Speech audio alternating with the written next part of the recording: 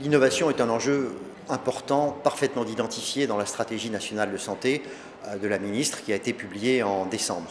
Le numérique, l'innovation soutiennent les objectifs politiques de la ministre qui sont l'accès aux soins, le développement de la prévention, la pertinence et la qualité des soins.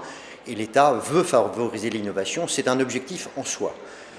Une délégation à l'innovation d'ailleurs existe au ministère, qui est animée par le professeur Fagon et qui a pour objectif de favoriser l'innovation, de faciliter la mise en œuvre de l'innovation au service du système de santé.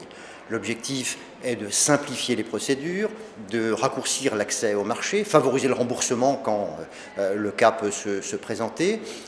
Il faut également adapter les méthodes d'évaluation de l'innovation, parce que l'innovation maintenant, elle est multidimensionnelle, elle est médicale, organisationnelle, numérique, et donc il faut trouver les bonnes méthodes pour évaluer cette innovation avant de la mettre en œuvre dans le monde de la santé, puisqu'il y a des enjeux de protection des patients, de qualité des soins.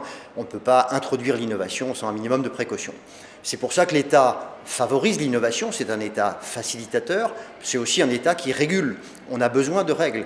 Dans le monde de la santé, on doit protéger les données de santé, on doit assurer la sécurité des systèmes d'information, l'interopérabilité aussi des données, de manière à ce que les applications puissent se parler. Donc il faut de la régulation et on n'oppose pas la simplification, la régulation et l'innovation.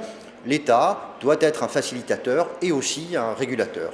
Mais confirmons ici que l'innovation est un enjeu majeur qui sous-tend complètement la stratégie nationale de santé aujourd'hui.